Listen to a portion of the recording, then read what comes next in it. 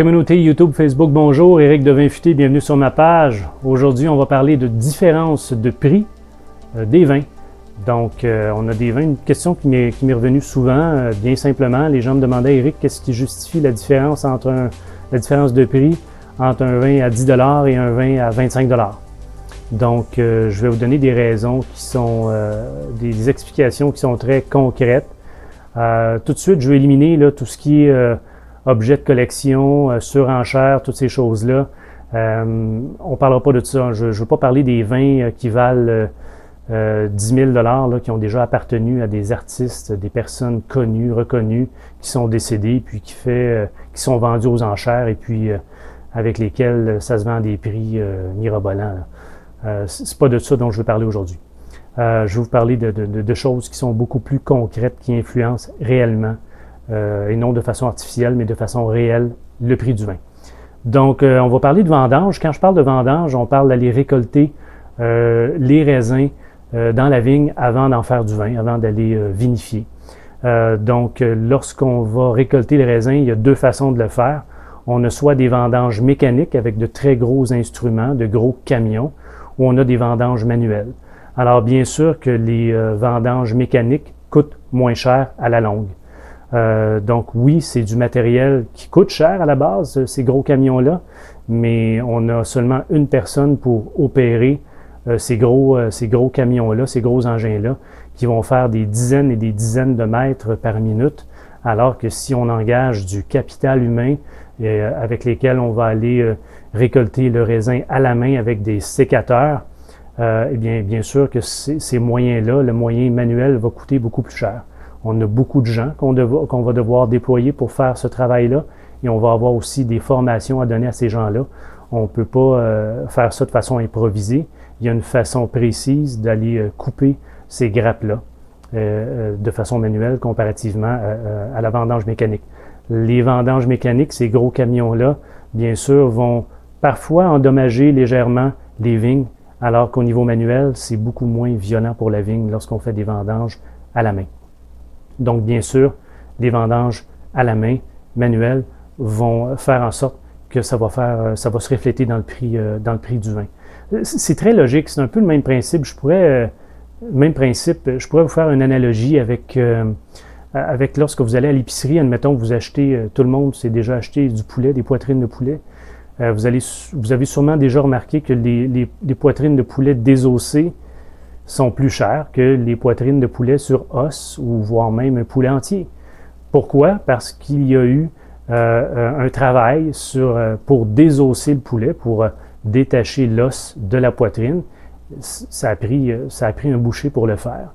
Donc voilà, ça a coûté du capital humain pour faire ce travail-là. Ça va se refléter dans le prix de votre poulet, tout simplement. Alors, c'est une analogie, c'est de la logique, là. C'est un peu le même principe au niveau du vin. Lorsque vous envoyez des gens travailler dans votre vigne, qui vont aller récolter les raisins de façon manuelle, il faut les payer, ces gens-là.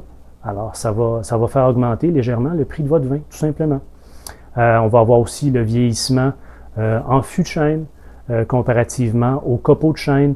Donc, les vins d'entrée de gamme, pour donner ces saveurs-là, ces arômes-là un peu vanillés de chêne de bois, pour les vins d'entrée de gamme qui coûtent un peu moins cher, on va souvent utiliser les copeaux de chêne, alors que dans un vin avec lequel on va avoir un prix un peu plus élevé, où on va faire vieillir le vin pendant 6 mois, 12 mois, 24 mois, parfois plus, dans des fûts de chêne, ça va également se refléter dans le prix de votre vin. C'est tout à fait normal. On va avoir aussi les millésimes. On va avoir des millésimes où la météo va avoir été super clémente. Ça va donner des raisins d'une très, très belle qualité, d'une grande qualité supérieure. Et puis, ça va se refléter également dans le prix de votre bouteille, comparativement à des millésimes avec lesquels on va avoir eu un petit peu plus de difficultés. Ça va jouer sur le prix de votre vin, bien sûr. On peut parler des millésimes là, très populaires là, dans les dernières années, le 2005, le 2009, le 2010, le 2015, qui ont tous été des grandes années. Parfois, à ce niveau-là, je l'admets, il y a un peu de spéculation. On va augmenter le prix de façon un peu exagérée en jouant sur le côté un peu là, spéculatif là, d'un très grand millésime. il y a un peu d'exagération à ce niveau-là. Ça arrive à l'occasion, ça je l'admets. On va avoir aussi qu'est-ce qui peut jouer sur le prix du vin, l'âge des vignes. Lorsqu'on a des vieilles vignes, lorsqu'on a une plus petite production, beaucoup plus restreinte, en moins grande quantité, avec des vignes qui sont beaucoup plus âgées, des vignes de 80 ans d'âge, 60, 80 ou même 100 ans d'âge, eh bien, des vieilles vignes comme ça produisent beaucoup moins de raisins, mais des raisins de plus grande qualité. On va avoir moins de jus, moins de mou. On va faire moins de vin avec ça, mais des vins de plus grande qualité. Ça va effectivement se jouer, se refléter dans le prix de votre vin. Alors, voici quelques exemples comme ça, bien simples, des exemples qui sont très concrets, qui font en sorte que votre vin va être un peu plus cher comparativement à des vins moins chers d'entrée de gamme.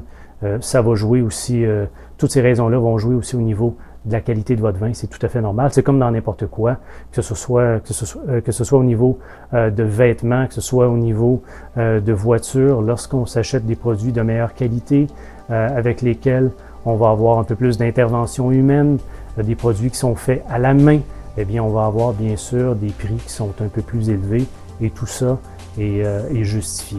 Alors, merci de m'avoir écouté. J'espère que ça vous a éclairé un peu. Éric de Vin Futé vous dit à la prochaine.